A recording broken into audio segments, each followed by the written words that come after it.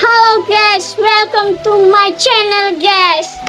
Oke guys, hari ini kita akan menonton bareng kasus yang lagi viral dan yang dulunya viral di tahun 2016 dan sekarang kembali viral di Indonesia. Kalian penasaran kan kasus apa itu? Oke guys, kita nonton bareng-bareng. Let's go. Lebih jauh mengenai psikolog, ya. Dijelaskan dulu sih cara kerja psikologi itu seperti apa sih dalam di sidang atau di biasa periksa kasus atau gimana? Tidak soalnya. Ya, boleh dalam ahli ya. Dalam saat persidangan. Oke, ini tugasnya psikolog di persidangan, misalnya saling bersaksi ahli adalah pertama itu profiling sebetulnya. Jadi profile. Oke guys, kita akan mendengar penjelasan terkait psikolog itu seperti apa dan tugasnya apa. Kita dengarkan bareng-bareng ya guys. Oke, lanjut. Tentang misalnya terdakwa, seperti apa dia misalnya, kehidupannya dia, latar belakangnya dia, itu kita periksa di situ, kondisi dia gimana.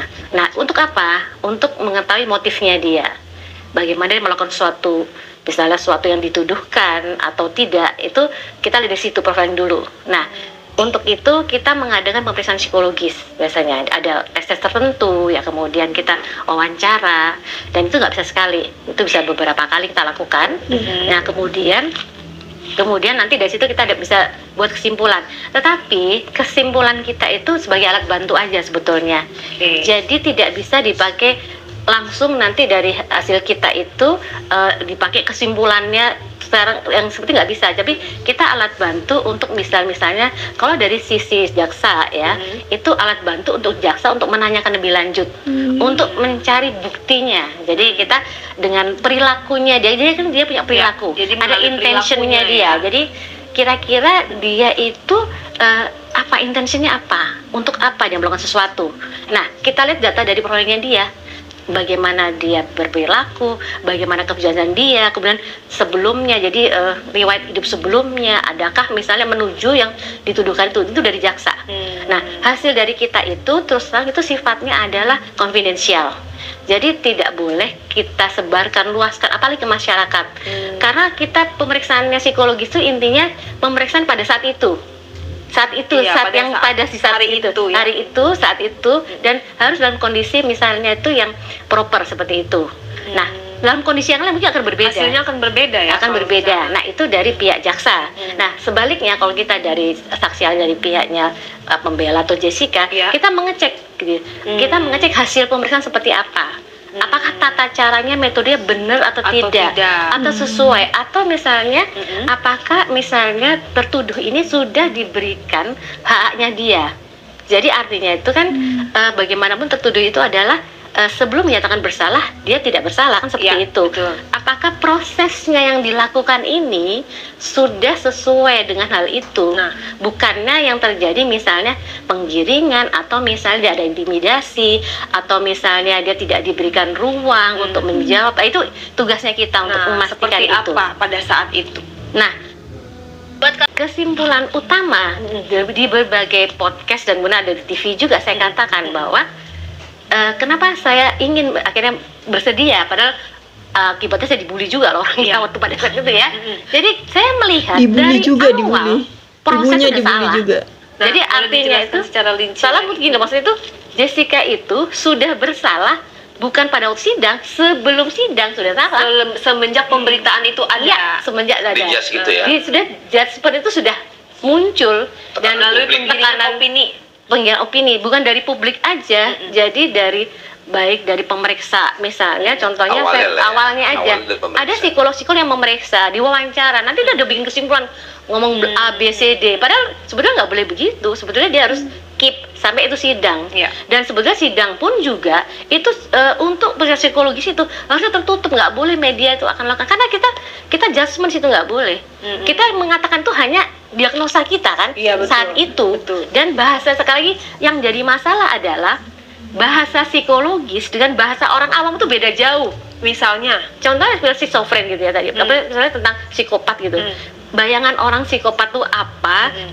Kalau di istilahnya psikologi itu juga ada derajat-derajatnya. Jadi misalnya tadi ini, orang misalnya punya pembohong gitu misalnya. Itu kita nggak bisa dia bilang pembohong kalau cuma satu kali bohong aja. Kita harus lihat gitu. Derajatnya sampai berapa kali dia berbohong gitu. Dan untuk apanya juga situasional tidak. Nah, untuk mengatakan dia sebagai pembohong, ada bukti-buktinya. Kemudian kita tes tertentu, misalnya ada layarnya dia, itu kita lihat bahwa, nah derajat kebohongan dia tuh ada yang misalnya 1 sampai 10, misalnya seperti itu. Sama juga dengan anamnesa apapun sama, ada derajatnya. Seperti orang stres juga sama. Kamu stres ya? Nggak bisa, kita semua orang stres kan ya. Tetapi ada stres yang mengarah ke destruktif, ada stres yang kita biasa hari misalnya menghadapi ujian, malah stres itu diperlukan. Jadi kita perlu ini, misalnya saya pribadi kesini agak stres juga ada, tapi stres saya adalah untuk bagaimana menyajikan yang terbaik. Beda, jadi orang nggak boleh stres, nggak bisa hidup harus stres. itu normal ya? Normal. Jadi tadi itu Bedanya stres dengan nervous? makanya saya bilang tadi, nervous pun juga perlu juga nervous. Kadang-kadang orang kok nggak nervous jadi malah nggak nggak hati-hati. Jadi ngasal ya? Jadi ngasal. Nervous itu derajat diperlukan, tapi jangan tadi ukurannya tadi apa? Nggak berlebihan. Kalau terlalu nervous, ya udah jadi dia kan bubar semuanya jalan.